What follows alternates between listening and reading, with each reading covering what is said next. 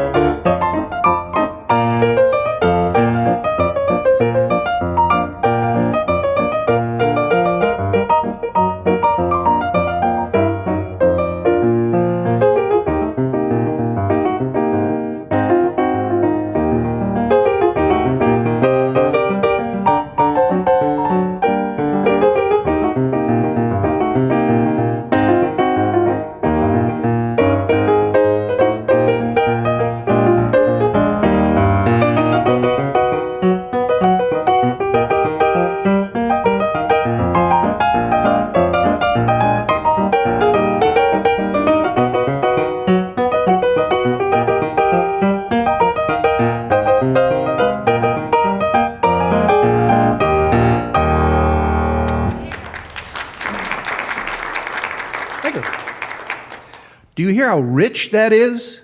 Not that there's anything wrong with the Mississippi rag, but there's lots of stuff going on there. Like that beginning of the trio section.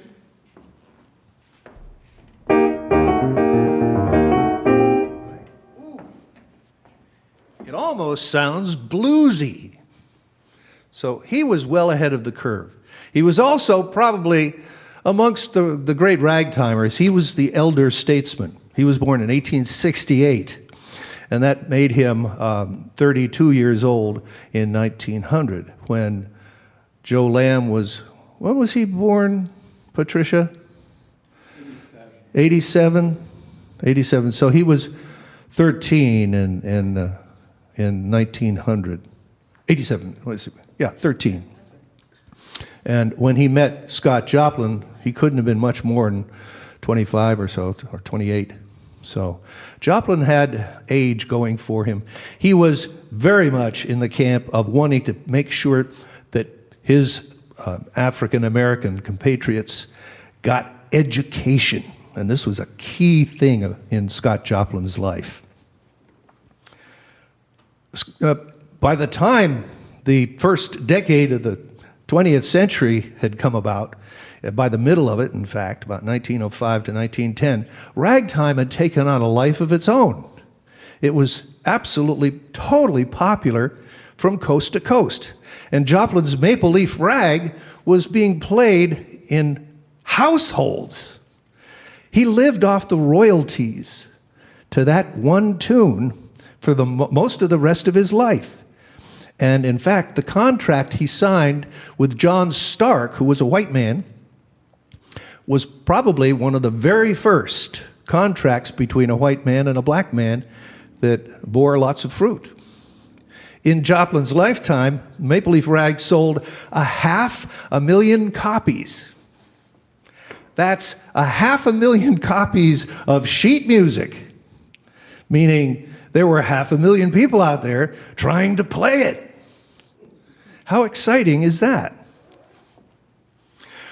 As you might imagine, ragtime morphed into lots of different things. Later on, when it was introduced into the Broadway musical, it became one of the mainstays of the types of music that would occur in a musical production. and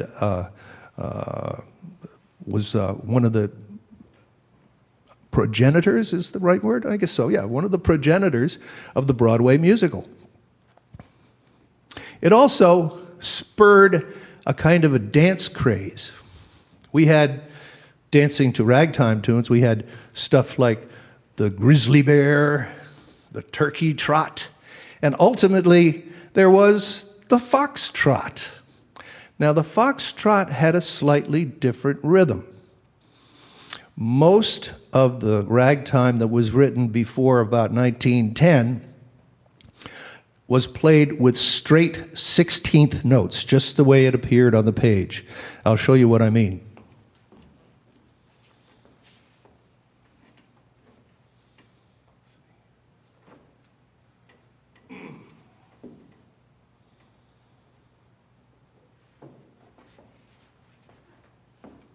The way Heliotrope Bouquet was written by Louis Chauvin, it appears on the printed page in straight 16th notes like this.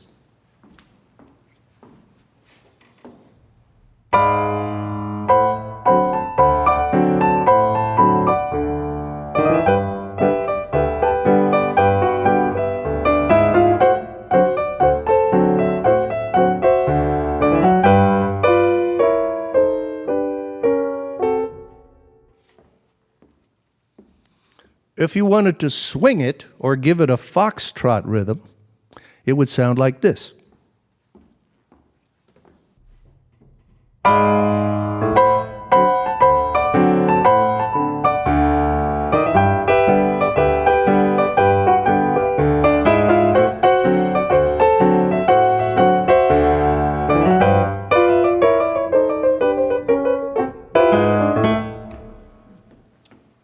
Feel the difference? Straight 16th notes versus dotted 16ths and 32nd notes. Sometimes even Joe Lamb wrote a couple of tunes with dotted rhythms in it. Reindeer Rag comes to mind. Bohemia isn't written with any dotted rhythms in it. Aha. However, oftentimes we play it that way, and that begs another question entirely, whether that's strictly in keeping with tradition or what. Here's a foxtrot written by George Cobb, of all people. This comes from the teens. I've forgotten exactly when it was written. It's called Irish Confetti. Do we have any Irish folks in here today? Oh, very good. That's nice. Well, you know what Irish confetti was. Those were the bricks and rocks that were thrown through people's windows during the Revolution, and they were really highly disruptive. George Cobb grew up in the Boston area, so he knew about Irish. In fact, what's Cobb anyway? Is that an Irish name? It's a salad. It's a salad. Well, America's made up of salad people, so, okay. So that you knew exactly that this was about the Irish, he actually quotes two Irish tunes in it. One of them is a tune called I Wish They'd Do It Now, which the chorus goes, oh, I wish they'd do it now. Oh, I wish they'd do it now. I got itches in me britches, and I wish they'd do it now. Talking about the way the women used to treat him when he was a kid. And the other is an instrumental tune called The Wind That Shakes the Barley. There was a movie made with that title not long ago. I don't know if they used the tune in it, but you'll hear it. This is George Cobb's Irish Confetti.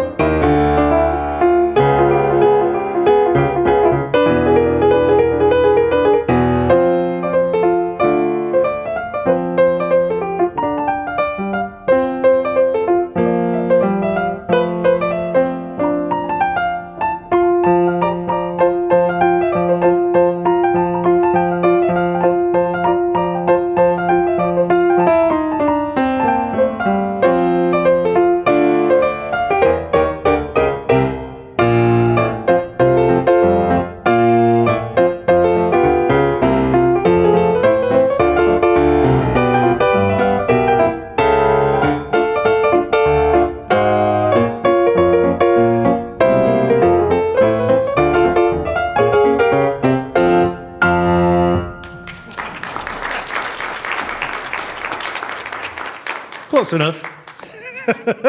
It's the piano. You know, Yes, they right. make mistakes, and it's really hard to get a piano that doesn't do that. I don't know what to do with that. That's my excuse. We'll show you a few more. Let's see. If you want a steak. Oh, a few more pianos that know how to make mistakes. Both of my pianos know how to make mistakes. And it's I don't just, think I've ever found one that doesn't know how to make it. Yeah, right, exactly. wow, neither have I. Yeah. What does that say about us? It must be perfect, the piano's bad. That's it? Well, in New York City, something else was going on, and I want to show you an example of it. Stride piano was taking place, and this is a little bit different than mainstream classic ragtime because it is infused with an element that is mostly not part of real ragtime, and that is improvisation. Now, to make the distinction between jazz and ragtime, we often point to this fact. In ragtime, the syncopation is in the melody. And if you mess around with the melody, you're throwing away the syncopation, which gives it the name ragtime. So you don't mess with the melody too much. In jazz, it's just the opposite. The first thing that you toss out is the melodic line. You keep the harmony, the harmonic changes underneath, and you improvise something on top of those harmonic changes. And that's what you mean when you say to somebody, take it! No. Right? Oh, okay. I'll tell you a funny story. I used to tour with a country music singer by the name of Judd Strunk. And one time we were sitting there and he had his orchestra, a full orchestra backing him up. And he was singing his big hit tune, which was a lovely tune called A Daisy a Day. Do any of you remember that tune? I'll give you a daisy a day, dear. Yeah, you remember that. Beautiful song. And he got to the second verse and he couldn't remember the lyrics. And he turned to the orchestra and he said, take it!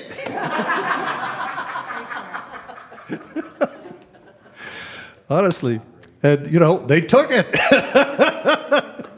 And they did just fine. But it's really very funny.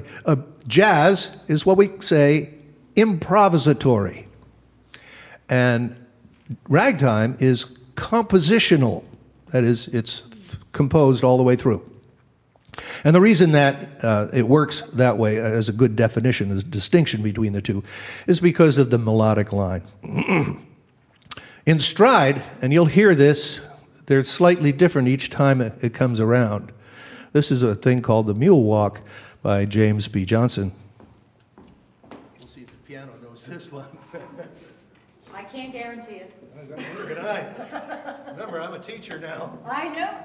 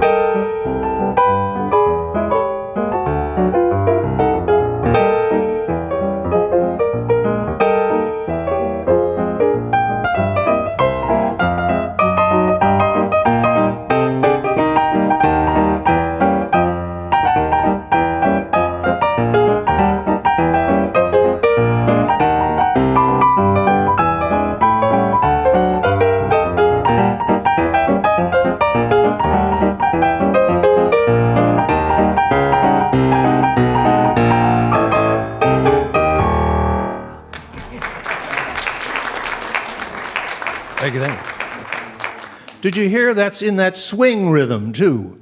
Now, it's that swing rhythm, the long, short bump, ba-da-ba-dum-ba-dum-ba-dum-ba-dum, instead of da-da-da-da-da-da-da-da-da-da. Now, that style was really typical of New York City. Stride piano playing, James P. Johnson, of course, was the king of stride piano, caught on wildly and was a favorite way of playing ragtime for many decades, still is today. And in part, that and some of the more adventuresome compositions of other ragtimers led to another branch of ragtime, which we called novelty ragtime.